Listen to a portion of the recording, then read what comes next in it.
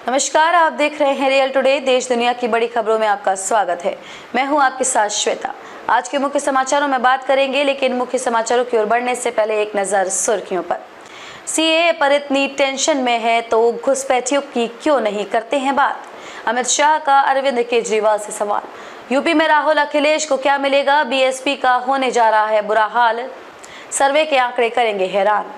CAA से नहीं छिनेगी किसी की नागरिकता, डरने की जरूरत नहीं, बोले अमित शाह। विरोधियों को भी दिया जवाब। बीजेपी की दूसरी लिस्ट में 15 महिलाओं को टिकट, पंकजा मुंडा, महारानी कृति सिंह के नाम पड़े पूरी लिस्ट। आर्टिकल 370 की थम नहीं रही कमाई की रफ्तार, 20वें दिन भी किया शानदार कलेक्शन। ये तो थी सुर्खियां। अब चलते हैं बड़ी खबरों की ओर।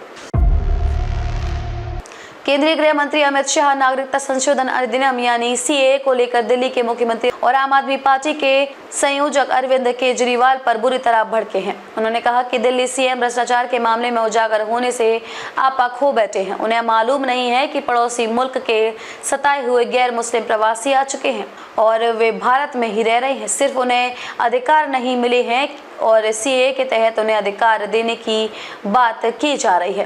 केंद्रीय गृह मंत्री अमित शाह ने सवाल उठाया कि अगर दिल्ली के सीएम को इतनी ही चिंता है तो वह बांग्लादेशी घुसपैठियों की बात क्यों नहीं करते हैं और रोहिंग्या लोगों का विरोध क्यों नहीं करते हैं। ऐसा इसलिए क्योंकि वह वोट बैंक की पॉलिटिक्स करते हैं। भारतीय जनता पार्टी ने उत्तर प्रदेश में 80 सीटें जीतने का लक्ष्य रखा। ऐसे में पार्टी सूबे ने अपने वोट शेयर के विस्तार के लिए काम कर रही है। भारतीय जनता पार्टी के नेतृत्व वाले राष्ट्रीय जनतांत्रिक गठबंधन एनडीए ने आगामी लोकसभा चुनाव में 400 सीटें हासिल करने का लक्ष्य रखा है। इसमें से 370 सीटें अकेले भाजपा लाने का दावा कर रही है। ऐसे में बीजेपी की नजर देश के सबसे ज्यादा सीट वाले उत्तर प्रदेश पर है, जहां पार्टी सभी 80 सीट जीतने का दावा कर रही है। बीजेपी उत्तर प्रदेश में अपना लक्ष्य हासिल करने में कितनी सफल होगी, उसको लेकर एबीपी न्यूज के लिए सी वोटर के सर्वे किया है। सर्वे में दावा किया गया है कि बीजेपी यूपी में साल 2019 से ज्यादा सीटें हासिल करेंगी। सर्वे के मुताबिक लोकसभा चुनाव में एनडीए को यूपी में 51% वोट मिल सकता है। वहीं इंडिया अलायंस को 35%, बीएसपी को 8% और अन्य को 6% वोट मिल सकता है। केंद्रीय गृह मंत्री अमित शाह ने कहा कि नागरिकता संशोधन कानून को लेकर पूरा विपक्ष राजनीति कर रहा है। उन्होंने कहा कि मैं 2019 से कह रहा हूं कि सीएए लागू होगा। गृह मंत्री ने एक बार फिर से अल्पसंख्यक समुदाय को आश्वासन दिया है कि सीएए किसी की नागरिकता छीनने के लिए नहीं है, बल्कि ये नागरिकता देने के लिए है। उन्होंने कहा कि जितने भी लोग अखंड भारत का हिस्सा हैं उन्हें नागरिकता दी जाएगी। गृह मंत्री अमित शाह ने समाचार एजेंसी को इंटरव्यू दिया। इसमें उन्होंने विपक्ष पर तुष्टीकरण की राजनीति का आरोप लगाते हुए कहा कि वे सिर्फ वोट बैंक को साधने के लिए बयानबाजी कर रहे हैं। अमित शाह ने कहा कि विपक्ष का इतिहास रहा है कि जो वो बोलते हैं उसे वो पूरा नहीं करते हैं, मगर प्रधानमंत्री नरेंद्र मोदी या बीजेपी ने जो कहा है वो पत्थर की लकीर होती है। मोदी की हर गारंटी पूरी होती है।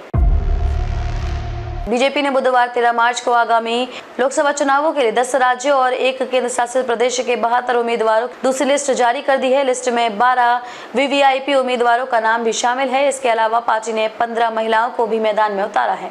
बीजेपी ने महाराष्ट्र की बीड सीट से पंकजा मुंडे, त्रिपुरा पूर्व एसटी महारानी कृति सिंह, देव वर्मा, महबूबाबाद एसटी, प्रोफेसर अजमीरा सीताराम नायक, नलगोंडा सईदा रेड्डी, महबूब नगर, डीके अरुणा, डिंडोरी से डॉक्टर भारती प्रवीण पवार, जलगांव स्मिता बाग, धार से सावित्री ठाकुर और बालाघाट डॉक्टर भारती पार्थी के नाम शामिल हैं।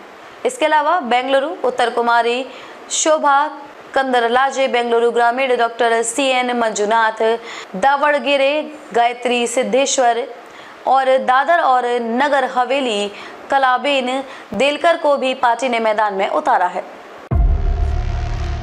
आर्टिकल 370 की कमाई में बेशक गिरावट आई है, लेकिन ये रिलीज के 20 दिन बाद भी अच्छा कलेक्शन कर चुकी है। फिल्म 70 करोड़ का आंकड़ा पार करने से इंच भर दूर है। आर्टिकल 370 अपनी रिलीज के तीसरे हफ्ते में और ये अब बॉक्स ऑफिस पर जमी हुई है। 35.6 करोड़ रुपए के कलेक्शन के बाद फिल्म के पहले हफ्ते की कमाई काफी दमदार रही है। वहीं आर्टिकल 370 ने अपने दूसरे सप्ताह में भी टिकट खिड़की पर अपनी शानदार परफॉर्मेंस जारी रखी है और 22.3 करोड़ रुपए की कमाई। इस फिल्म को अपनी रिलीज के तीसरे हफ्ते में अजय देवगन की शैतान के साथ टक्कर भी लेनी पड़ी। हालांकि आर्टिकल 370 के तीसरे हफ्ते की शुरुआत भी पॉजिटिव रही और जहां थर्ड फ्राइडे फिल्म ने 1.65 करोड़ रुपए का कलेक्शन किया तो तीसरे शनिवार को कलेक्शन में मामूली बढ़ोतरी देखी गई और यह 2.75 करोड़ रुपए तक पहुंच गया। कैसे लगे समाचार कमेंट करके जरूर बताएं। वीडियो पसंद आया हो तो लाइक कीजिए। देश और दुनिया की बड़ी खबरों के साथ अपडेट रहने के लिए चैनल को सब्सक्राइब करें।